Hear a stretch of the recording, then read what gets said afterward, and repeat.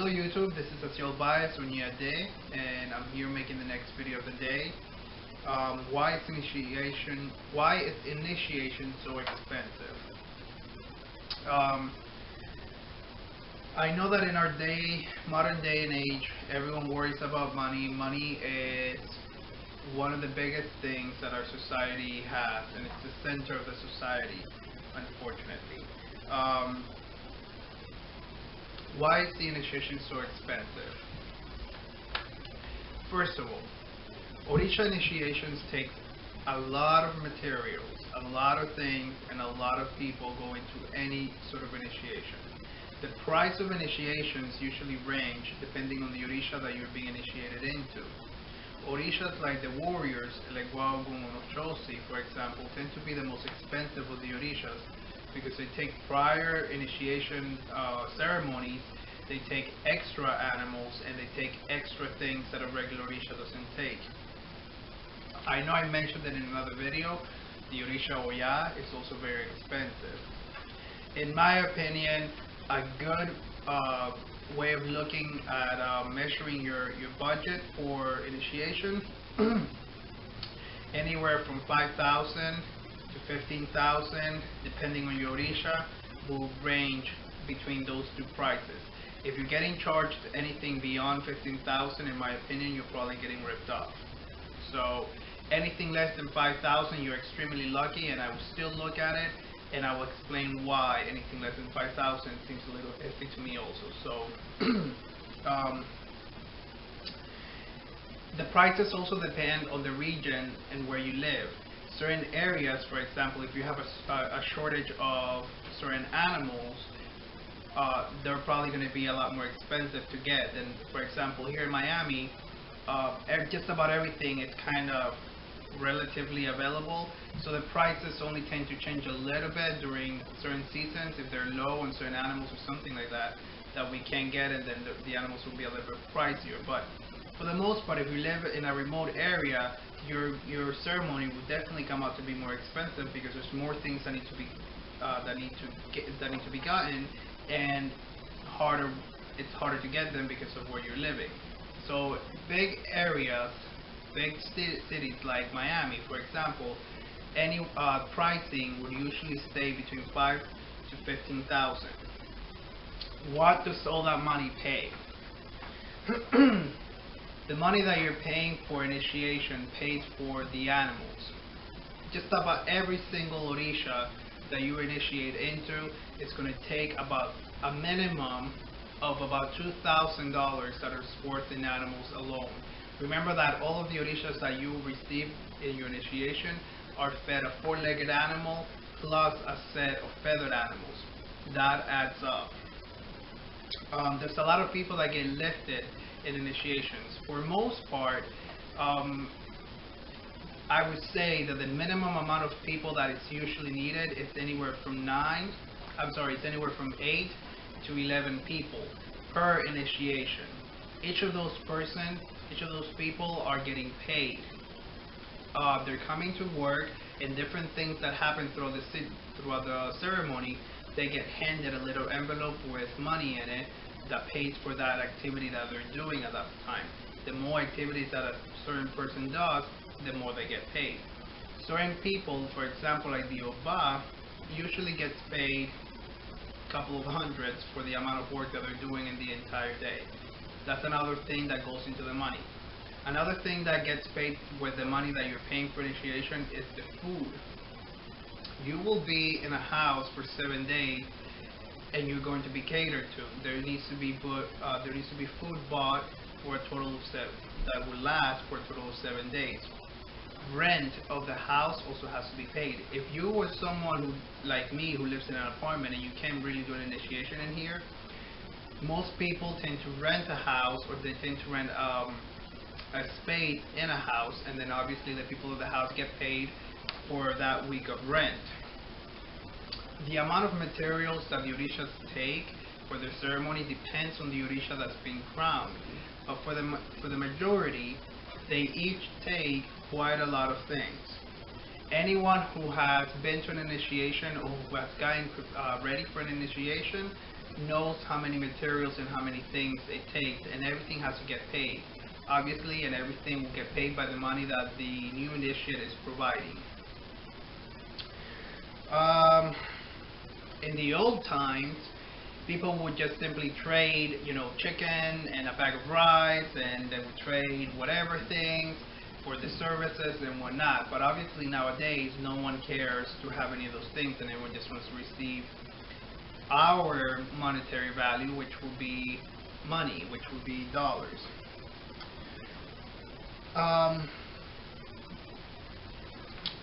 Initiation also has gowns.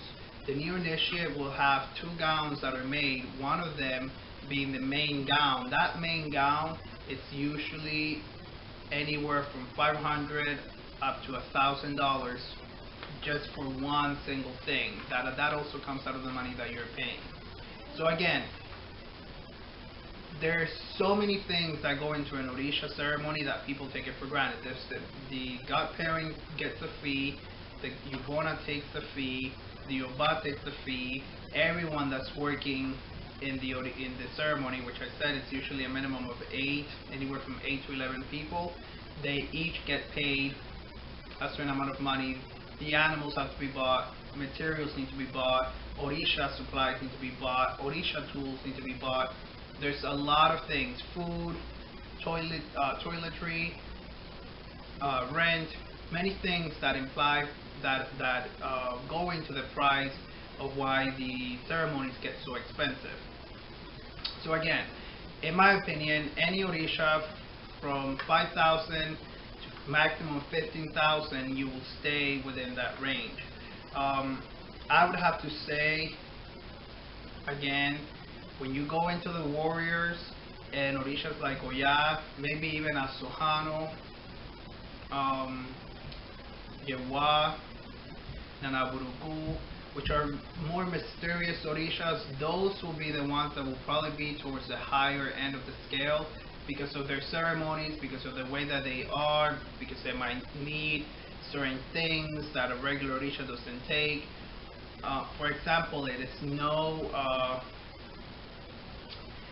everyone knows that a regular ceremony of a Sohano, just simply receiving a Sohano by himself, will cost just about, can even reach the 5,000 because of the amount of things that he takes and the amount of difficult things that he takes to get. And that's just the way we are at today. In my opinion, if you're getting charged somewhere around that price, you're probably doing good. I would have to say, for example, most people, let's say if they're getting initiated into Yemaya, they end up paying anywhere from 7,000 to 8,500 for their initiation, and that would include everything. You, as the initiate, are responsible. You, as the initiate, are responsible for buying your clothing for that year. So that is apart from the money that you're giving for your initiation. Different houses work differently. In some houses, you're giving a list filled with all these things that you need to gather, and you can go on your own, and you'll just simply buy everything and put it aside until you're ready, and you need to have this much in cash and all these materials. Other houses will tell you this is how much you need to bring to the house. It gets put on top of the godparent's crown, and you set a date, and by that time, everything is purchased by the godparent. In other houses, they give you both. They let you choose, or they let you buy, and then they just simply tell you more or less whatever might be missing, whatever they guide you throughout. It doesn't matter. Whichever way the house that you belong to works, it's just the way that they work. For the majority, I personally am an advocate that the new Iyawo should purchase their own soperas or their own pots, Orisha pots and everything. They should be guided as to the size of the pots and as to more or less what they should get. But I know that there's a few houses, for example, in which the godparent buys everything, including the pots. In my opinion, that's kind of like a waste of time. and money, just simply because if I buy something that I like for someone's fortune, and then they don't like it, at the end of the day, they're just gonna have to spend money all over and time, you know, whereas if they would have just purchased it from the beginning, we save all of that. So in my opinion, people just buy their own soperas and their own clothing based on the guidelines of the house, and then everything else gets purchased by the godparent. Certain houses, for example, with the money from your initiation, will also do a big party on the middle day, or the day of the middle, which is the second day of initiation. Most houses will do a bembe, or they'll do a huiro, and some houses will do drumming. Other people are of the belief that during the middle day there should be no drumming, just in case that on the third day, or the day of rite, the Iyawo can come out to have taboo with the drums, so they don't celebrate drumming in the middle day, but they'll do it at the seventh day. But the point is that usually if your house follows that, that is usually included in the price of the initiation, the bembe or whatever big celebration they're doing on the middle day.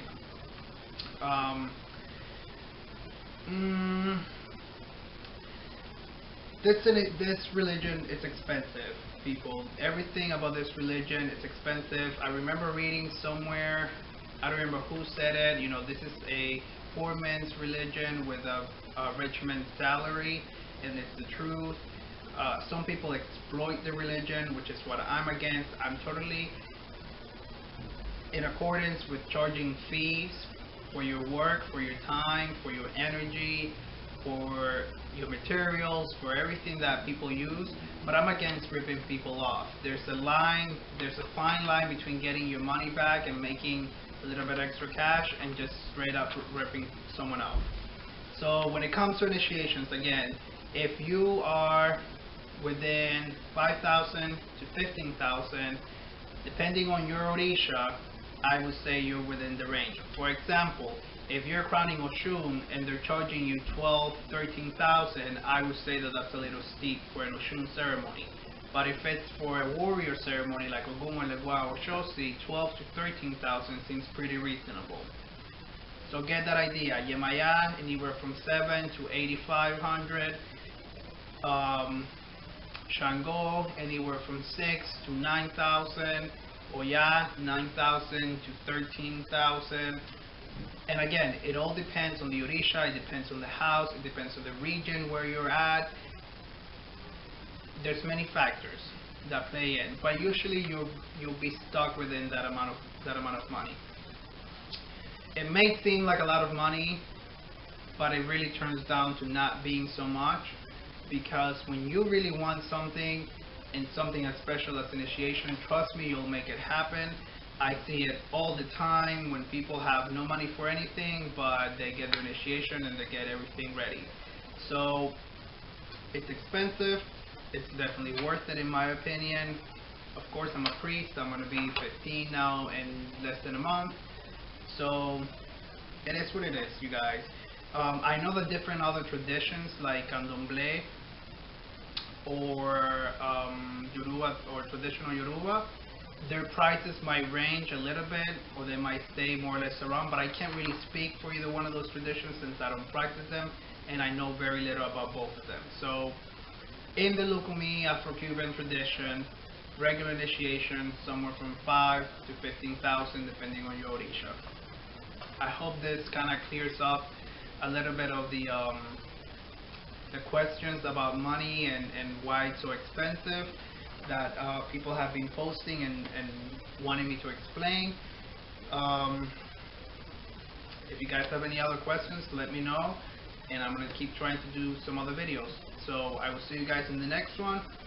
Ashe, Ashe, Ashe, To.